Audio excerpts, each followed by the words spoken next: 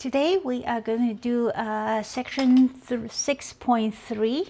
First, let's look at the book. This is the old page that we already looked at in the previous video, but I will show it again. And in fact, I will also zoom in because most of the page is not covered in the previous video. Let's see. Okay, all right. Did I show that graph? All right, that should do it. So next, page 190 and 191. Let's see. Okay. Here is 190 and 191. And then, what am I doing? Do the full page first. Let's see. Okay. Here is the full page.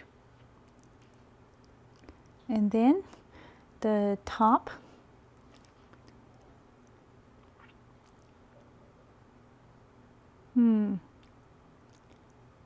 Okay, and then the bottom, let's see, tilt it.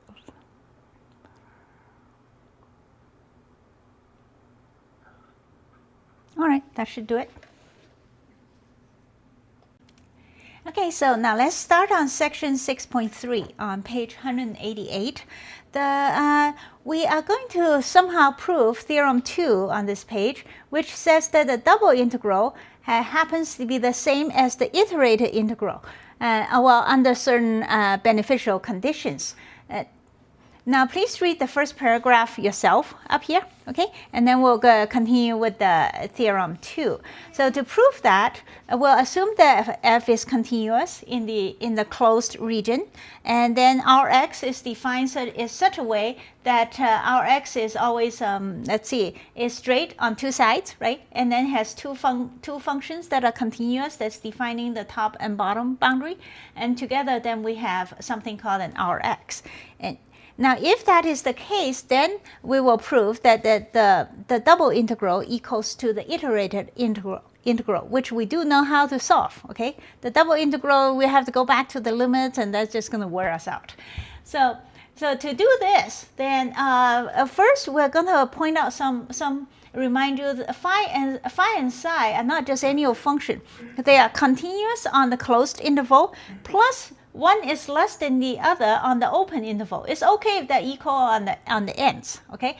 But anything inside, phi has to be bigger than psi. Sorry, what is this? I'm getting confused. One of them is phi and the other one psi. Oh, right. This is phi and that's psi.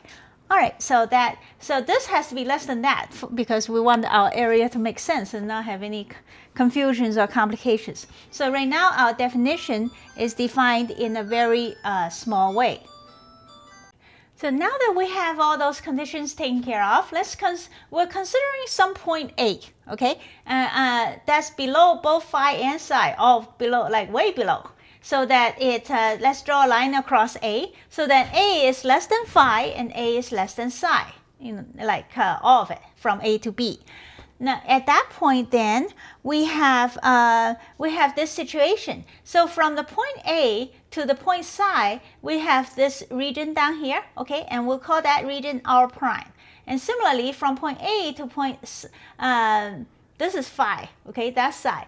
But from point A to the top function, let's call it the top function for now, okay? And then we'll call it this bigger region, it will be our double prime. Now you can see that R prime plus the original R from phi to psi, then it is going to be equal to our double prime, right? This area plus that area equals to the big one.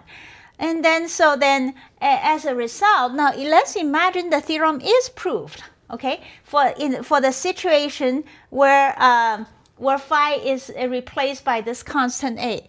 Let's just say it is. If that is the case, then we can say that the function then will apply for the entire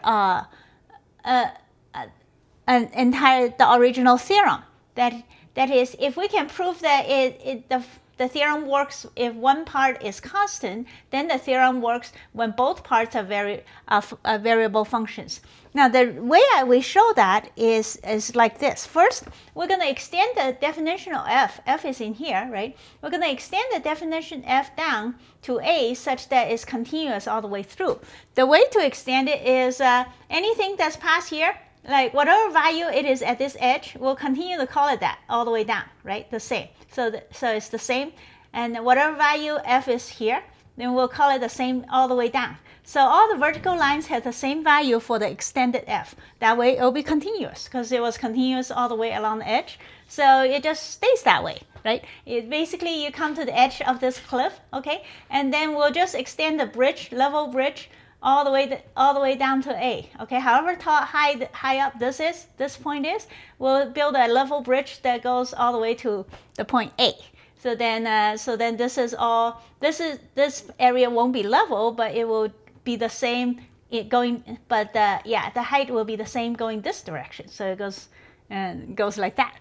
Anyway, so that is so now that we have extended the function f, now the function f is continuous in the bigger region, that is our double prime, and as a result, then let's apply property 4 of previous section, which just means that if you have a double integral of if you have the sum of two regions that add up to be a third region, then the double integral of the overall region is the same as the double integral of each one added up. All right, so and now we're going to apply the theorem to the one that we haven't proved yet. Let's say we already proved it, okay? And let's say we already proved it in the cases where the bottom, the phi is constant. If that were the case, okay, then we have this situation here, right? From the first integral equation, then being that the theorem works when the bottom function is constant, then we can replace these things with these iterate integrals with constant and the bottom, okay, the constant a. So replace both of them. So we got this equation. And once we got this equation, the iterated integral can, being that everything looks the same on the inside from basic calculus, then we can immediately know that the iterated integral works this way. And when you integrate it like that, then it's the same as integrating from phi to psi, because you're starting from a to that point minus a to a different point, and the difference is this. Okay, so that's that. And therefore, let's now look at the next page. The theorem is in its general form will follow from its specific form. So basically, if we could just prove that it works for a to psi of x, then we're done. Okay, then and then the next thing says if we move we'll just move the x-axis down to a. Okay, and then just move the coordinates a little bit so that we'll call a 0. It doesn't have to be 0, and you can just leave it at a and the formula will still work, but we like 0 better. Okay, so we'll just yank the entire coordinate system and move it down so that to make a 0. Then phi and psi will all be moved, and f all be moved a little bit, and it won't hurt them. Okay, then the integration will remain the same. So the next part, and now we're going to actually prove the theorem. Now that we have adjusted all this is just so that we only have to work on half the proof, and we don't have to worry about the other half, so that we're integrating from 0. So the rest of the proof I have scanned into the computer so that and edited it a little bit so I feel I can explain it better. Now to recoup, then what we're trying to prove is that under certain favorable conditions, the double integral is the same as the iterated integral. Okay, and right now we're only proving the case where the bottom limit, the phi, is equal to 0. I also should mention that from this point on, I'm going to pronounce the top symbol, Greek symbol, as phi. Okay, for a good reason. So pretend that this thing is pronounced phi for the rest of this proof. So minimum phi of x equals to m. Well, which is bigger than 0 because that was our presumption, okay, that everything is bigger than 0, just to make things easier to think of.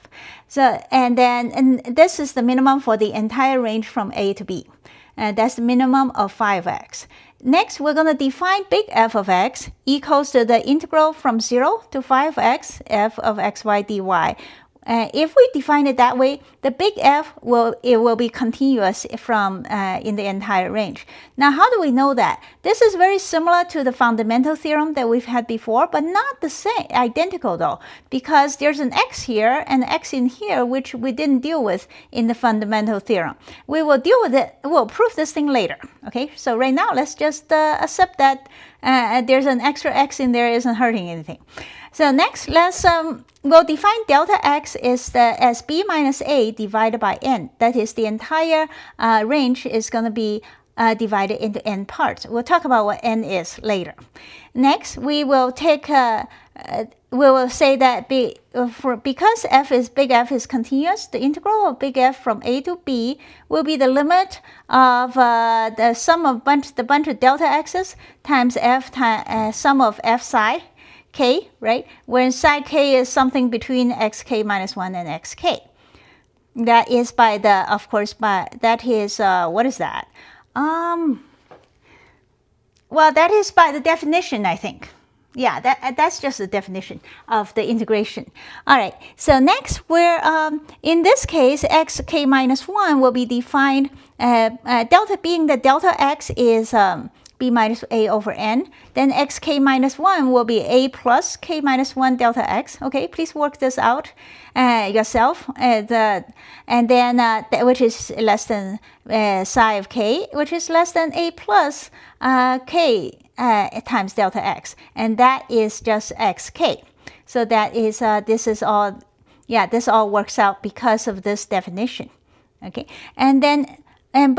Okay, here comes a tricky part. Now pay careful attention to this. Now we're going to choose psi k in this definition is just anything in there, okay? It will work. Pick any psi k between xk and xk minus 1, and that definition will work. However, in this case, we're going to choose psi of k very specifically. Psi of k will be whatever psi of k such that the function phi of psi of k can be yanked out of here by the mean value theorem. That is, when you integrate this thing, this equals to this by the mean value theorem for a very specific psi of k, right? So then that's what we are going to do is we'll use that specific psi of k, which doesn't change anything because its original definition says pick anything in there will work. So we'll pick exactly this, okay? So remember this formula right here. That is, this integral equals to that for the next 5 minutes or so, or 10, until we need it again. So that is done that is a direct application of MVT for integrals, the mean value theorem. And so next, now we're going to define mk, small mk, as minimum of phi of x only between the little range from xk minus 1 to xk, which makes sense, right? And remember what the regular small m is the minimum of phi of x on the entire range from a to b. So this is just from xk minus 1 to xk. Next, we're going to choose a large n such that 1 over n is going to be less than m. Well, in fact, we'll choose it very large, okay? If 1 over n if n isn't large enough, it's already less than small m, we'll pick something that's, we'll divide by, we'll increase it by 10, a factor of 10, whatever. Let's just make it big. Okay, so n is a large number, and so that to make sure that it's less than m, plus is large. So next, we are going to divide this region. That's the original region that goes from. Okay, here's the region. All right. Now the region are xk minus 1, xk, 0, and 5x, as you can see here, is this column right here. Go all the way to the top. Okay. We're going to divide this region into n plus 1 regions in this way. Okay. We are going to, let's see, y will be, let's see, y will be equals to I times delta yk, where delta yk is equal to mk minus 1 over n divided by n. Now look at the picture. We have y equals to mk up there, whereas mk is the minimal of 5x, the function, in that little interval. So there's y equal to mk, as you can see, it touches the minimum. And then we're going to reduce it by a little bit by subtracting it by 1 over n. Well, 1 over n is a large number, so 1 over n is just a small number. So when you subtract it, you just lowered it by a little bit. Okay, so now we have that. Now, once after we do the subtraction, then we're going to divide all the rest of it evenly by n. So then the delta yk, as you can see here, is equal to that equation. And then when you add them, and each one is the same, right? And enough of them will add up to on the bottom, even grid. So the whole thing is divided by a bunch of even identical rectangles, okay, except for the last part, which isn't a rectangle. And we'll call that thing A. A refers to the whole area, okay, above the line y equal to mk minus n minus 1. So we have, as a result, then, let's see. And this part is equal to delta x. Remember, delta x is equal to b minus a over n. And then delta yk is defined as that way. So delta x is, well, doesn't matter. So the point is the entire area of this column, this small column here, is equal to the sum of delta yk, that is all the rectangles, plus the area of that top piece. So that would be the whole thing, and that's what we're going to calculate. So next, I have drawn a slightly more detailed graph here, but the idea is the same. We are going to, in this graph, we have, well, it's the same as before. We're going to calculate the area of A, just that part.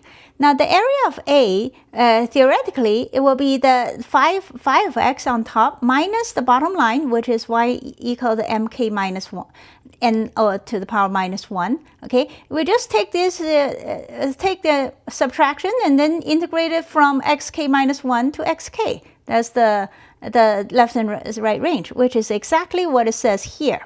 And that is, that value is, now that value, this part are just constants, okay, in the integration. That part, how would we integrate phi of x? Now earlier we mentioned that by the mean value theorem, the integral of phi of x from xk minus 1 to xk is going to be equal to phi of psi k delta x. Okay, that's how we picked psi k that we mentioned earlier. So that's what we're going to do. Okay, so the entire integral end up being this. Okay, with psi k being a specific point but is still inside xk minus 1 and xk. And that will be the formula for the area A on top. All right, so next we have, now that we have that, so from, we have defined earlier that f of x is from 0 to phi of x, f xy dy. We can plug in x as psi of k, so that f psi of k specifically will be going from 0 to phi of psi of k, f of psi of k y dy. All right, and what is that? That is, let's look at this. Fx equals to from 0, that in other words, what we're doing is we're integrating, see, psi of k is down there. F psi of k is a one value, okay? We receive that one value by integrating from 0 all the way up to phi of psi of k. So we integrate along this line drawn right here. And we integrate to get the value for f, okay? So from 0 to phi of psi of k, f psi of ky dy, this integration has only one variable, is the y, okay? All the other stuff is constants. So if we integrate along that line, then we get the value of big F psi of k, all right? And to do that integration, we can integrate it by pieces. Each piece we go from delta, the previous do it one part at a time. Do this part, do each little rectangle across the first rectangle, second rectangle, after we got through all n rectangles, and then we do the last part. where we go from nk minus n to the power minus 1 all the way up to psi of x, which is what we have right here. See? No, move up a little bit. Yeah, this is the first part going through. The integration goes through all the little rectangles along that vertical line, and then finally made it to the very top one, where we go to the top piece, the bottom of the top piece, and all the way up to psi of k. Yeah, like that. See? So that's okay. And then next, we're gonna slap on the MVT again. Okay, we're gonna yank f out of here. To yank f out of here, then there exists some eta of k of I. That's because we have everything in little bits, right? So each little bit has its own eta. So we'll call it eta ki. So each little k region, delta y of k region, has its own eta ki, and such that we can yank it out. Okay, yank it out, and so that we have the f then equals to the distance here is just delta k. Delta yk. So we have this part of the integration summation. It becomes delta yk times this stuff. So this is the value that's get yanked out of each integration. Okay, then but delta yk is the same, so we add it all up. Then this equals to this part. This part is similar. We yank out the f k y. The y is replaced with eta k n minus 1, and then the subtraction happens. It's just the top limit minus the bottom limit, which end up being this thing. So now we got equation 2. All right. So next we have I copied down equation 1 from the previous page, so you don't have to look at it. That is, the integral from a to b fx dx is defined as such, okay, with psi of k in there in the right spots and stuff. Now, so that with that in mind, we're going to calculate delta x. So we're going to slap delta x in front of that summation. And then what was that summation again? This summation is the summation of this thing, right? So we're going to slap delta x and the summation symbol in front of all the stuff right here on the right side of the equation. And so we get, remember, we're slapping on delta x summation. So delta x summation here for the first term, and delta x summation here for the second term over there. Okay, see, make sure it all checks out to you in your mind. So now that we have everything slapped on, then we're gonna stare at this thing very carefully. The first part is, what is the first part? The first part is delta x times delta y, and then times the value f eta k, f psi k and eta k. That is, let's look in here, okay? Remember, psi k and eta k are points that's picked inside the rectangle when we were doing the MVT, right? So each one is picked inside in there, including the last point that's inside region A. So then these fit the conditions for summation of the double integral. So we have the area times the function. Now the last piece on top, but right now we're talking about all of them. Okay, so we don't just have one column here. We have delta x going all the way across. So all of these things are being accounted for. And then the second part, let's look at this. We have delta x times this thing. And what's delta x times that thing? We have proven earlier that delta x times that thing is the area A on top. Okay, and so that is so that's exactly area the top chunk, which is in the rectangle. So then when you add it all up and you times the function f that's inside there, then that fits the definition of the double integral again. Specifically, now all our delta x times the areas, we have covered the entire, all subregions of R accounted for, okay?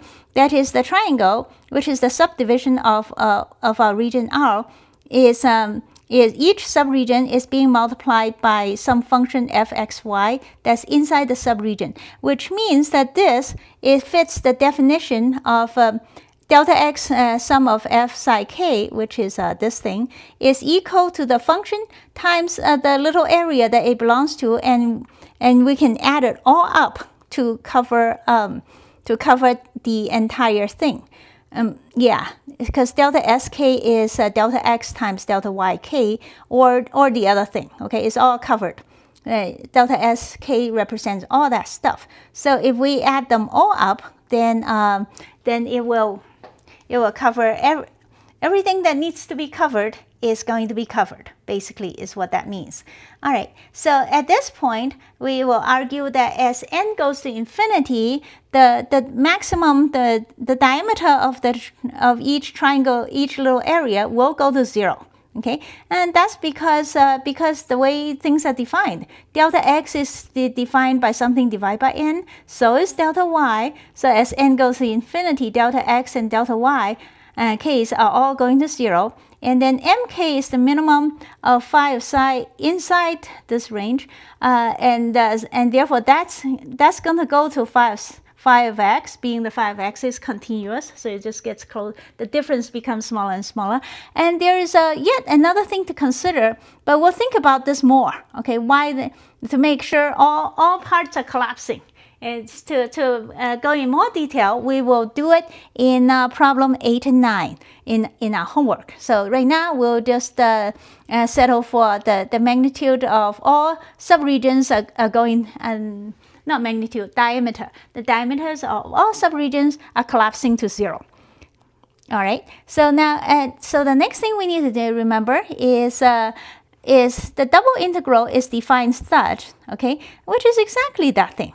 Okay, this is the double integral. So we just proved that the iterated integral, which is the integral of f of x, right, which is this thing as we have defined, which end up being this thing as we have proven right above here, right here.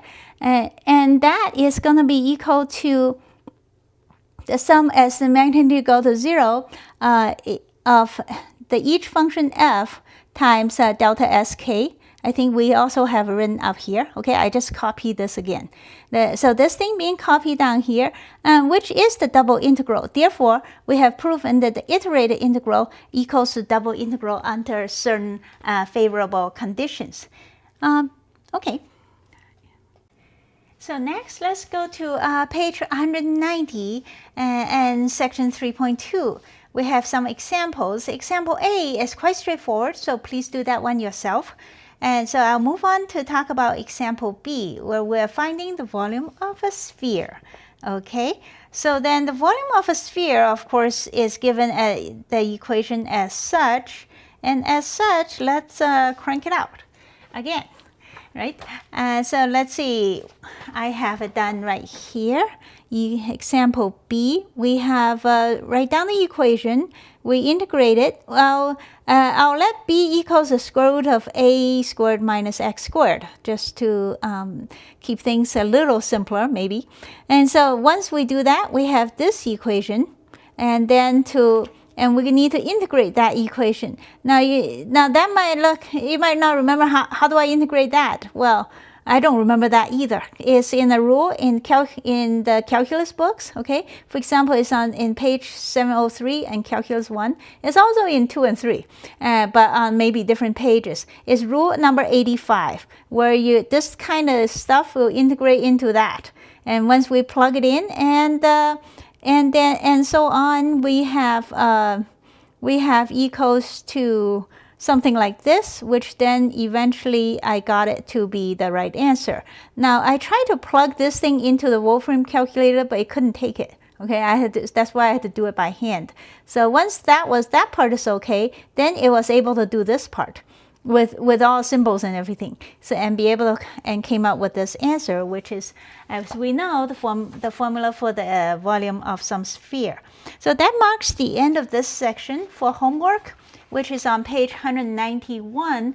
Please do problems, let's see, 7, 8, 9, 10, 11, 12, and 13. Now specifically for problem 7, I would like to ask you to graph it in Desmos 3D. Our book, of course, is from the 40s, so, and the previous millennium, so therefore it doesn't ask you to graph any such thing, because there was no such way to graph it. But for us, we are totally in a position to use Desmos 3D. So please graph it. And graph it with this a specific function I have in mind right here. F of xy is sine of x cubed plus y, and then plus 2. A at 0, b at 1.2, and phi of x is the natural log of 2x plus 1. Psi of x is sine of 8x plus 3. Now, the reason I want you to graph this specific thing is just so that you can, then you and I will be doing the same thing, and then when you check my answers, it wouldn't look totally different. And but if you say, well, I'd rather graph something cooler, but than this, then after you do this, feel free to graph it, apply the same rules to a different function. Once you figure out how it's done, doing it onto a different function is a piece of cake. It won't take much. So please do this one first, okay? And then yeah, the graphing isn't absolutely necessary in our learning of this material. It's just so neat that I think you should graph it, and I totally enjoy graphing this stuff. Okay, and that's the only reason I'm asking you to do it as well. And so then, and also I should mention that for this section, there's a hint that you should use Taylor's theorem when necessary. Okay, at one point you might need the Taylor's theorem, which is on page 43, in case you need to find it, and that is the Taylor's expansion. And also I should mention the problem 13, you have to be careful because there's a negative situation, negative sign buried in there that's a bit of a trap that I wasn't paying attention, so I fell right in, okay, and couldn't get the right answer. So if problem 13 you can't get the right answer, look for the trap. So that is that. So please go do your homework, and when you're done, I want to talk about them. So next, let's talk about problem 7 on page 191. Let me write it down. So let's look at problem 7. We're giving some continuous function as is defined in the proof of theorem 2. And then we have functions phi, psi, etc., and a and b. The question is, how are we going to extend f to all directions? Okay, we want f to, in the proof, we only had to extend it down a bit. Now we want to extend it in all angles so the f is completely continuous. At least I think that's what it said. Now I'm not even sure. What does it want? Oh, it only says to show that f x y is continuous in R double prime, which is just the longer one. Okay, so I guess I did too much. Well, I'll show you what I did anyway. So I thought it said, I wasn't paying attention, I thought it says the f, we need to extend f to the entire real plane. Okay, so that's what I did, and you might not have done that. You probably just read the problem carefully and only says to extend it down, so what's the big deal? So if that's all you did, please stop the video now and extend this thing to the entire real plane. That's the fun part, okay? Just extending it down is not that exciting. Okay, so then, so anyway, so to extend it through the real plane, which means you have to work on 8 areas, right? Things are kind of stuff, yeah, which this all looks more confusing than it should be, I'm sure. But let me show you what I did in the Desmos calculator, which is much more exciting to look at, okay? Let's see. All right, so I have already here. So now let's say we start out with this thing, right? This is some random z equals to f x y, and its boundaries are drawn at the bottom. X equals to a and b, and there's a phi x, and there's a psi x above it on the ground. And so now the first thing I have to do is restrict this graph so that it's only defined within the bottom domain, okay, the bottom region. So now suddenly it looks like that. All the extra bits are removed. The next thing is, so once we have removed it, let's extend it. This is what the book wants. Okay, the book just wants you to extend downwards this way. Yeah, and this is all the extending downwards is going to do. This part is lined up with the straight line. It might not look like it, but in 3D, this part is completely straight, okay? So the extending down, you only need to do this part. So I did this part and also extended on this side. So both sides are being extended. And then, So that's top and bottom. Next, extended left and right, okay? And so both sides extended. And finally, the next thing is on the other side, okay? That's one. Then now I'm extending the four corners, okay, the orange parts. That as you can see, the function f as restricted here is being extended in all directions once the four corners are being extended. So now we have a function that is continuous, not differentiable, right? It has a lot of edges, but it is continuous. And you can see as you zoom out, it will be continuous forever, like this, okay? It just have this weird situation happening along here, and the farther you zoom out, the less you care. It just has four orange regions, but the four orange regions are not necessarily of the same height, okay? And they might be in different levels, but otherwise they're all flat. These are all level things. When I say flat, I just mean level. So these are all level planes. And that is, they're parallel to the xy plane.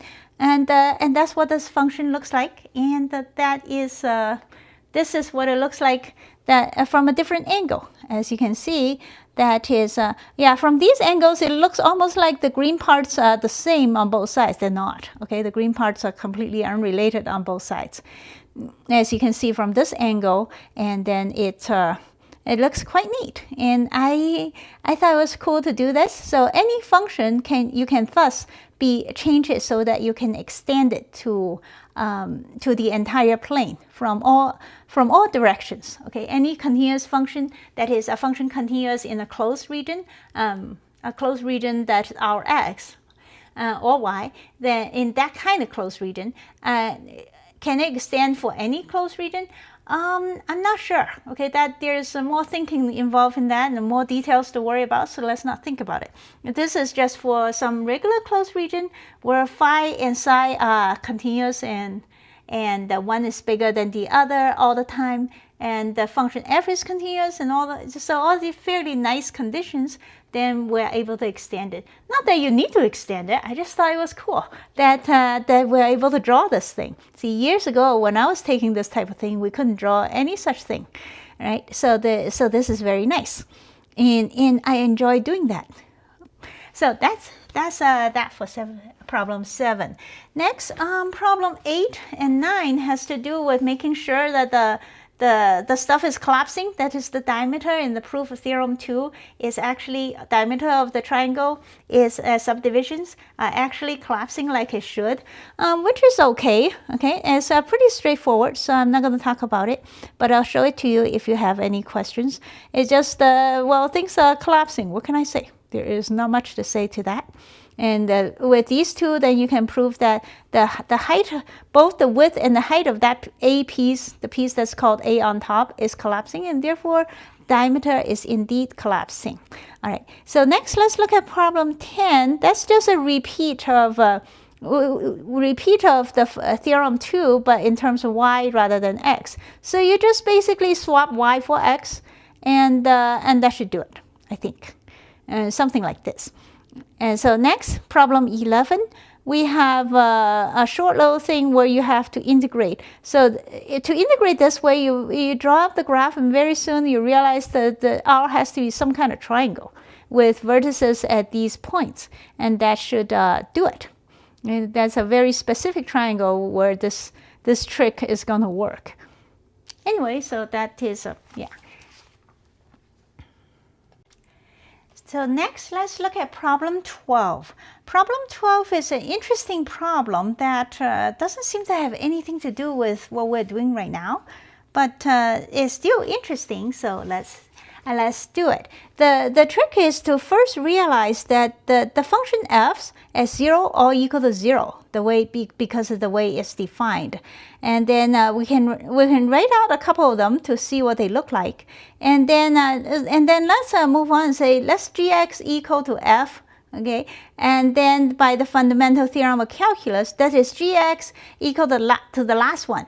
If you do that, then g prime f of x will be equal to the next one, and g double prime of x is equal to the one after next until the gn plus 1x, that is the n plus first derivative of g, is going to be equal to f of x. Okay, that part is, so the whole thing, this is defined is by integration, level by level. So the other one is defined by differentiation. As a result, being that g can be taken derivative of all the way down to f, then g is belongs to c n plus 1, okay? And then, which means that that is a requirement for Taylor's theorem on page 43.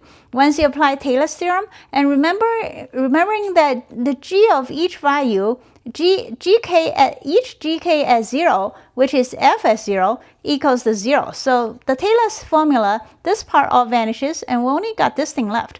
And what is that thing? That thing is, and so that thing which is equal to this is equal to the second part of the formula, which with f replaced with g, and then everything works out like it's supposed to, and that's that. So that is problem 12, and the next problem 13. No, I couldn't get the right answer in problem 13 at first because I just blindly did the integration and didn't even want to do that, and then of course I got the wrong answer when I just went about it blindly, and then I thought, why am I not getting the right answer? And I finally realized that why, the reason is because y to the power 3/2, that's an unusual function. Because that function has the absolute value embedded in it. We don't mention it, but it's there, okay, all the time, because you're taking the power 1/2, and if you take the power 1/2, you have to have an absolute value in there all the time, so that you don't take the square root of some negative function, negative value. So as a result, if the square root function, if the absolute value is in there all the time, the second part of the integral works just fine because everything's positive there. But the first part, you're working from -1 to 0 in the outside integration. So slapping the absolute value in there forces everything to be positive. That is, your result, whatever it is, you have to make it positive. Okay, and is what that means. Which means that changes the result. So instead of this this would have become negative if it wasn't for the absolute value. Once you slap on the absolute value, then it becomes positive, then it add up, it becomes the right, and that's how you can get the right answer. Okay, and then there's the second half, when you do y, that is, let's see, that is a similar situation or something. Yeah, that is when you integrate from the y direction, this part of the function is negative square root of y, okay? Because let's see, why is it negative again? Let me think about it. Actually, it just is, okay? If you stare at this graph, okay, you are integrating from -1 to until you hit the graph in the x direction, right? It's still negative. So the x value is going from where's the r? Right here. The ry goes from 0, 1, and then why do I write it in front? I don't know. Anyway, so the point is the y value goes from 0, 1, but the two functions goes from -1 to minus square root of y. Okay, and once you notice that, then the math comes out okay. Without it, then yeah, the whole thing collapsed again.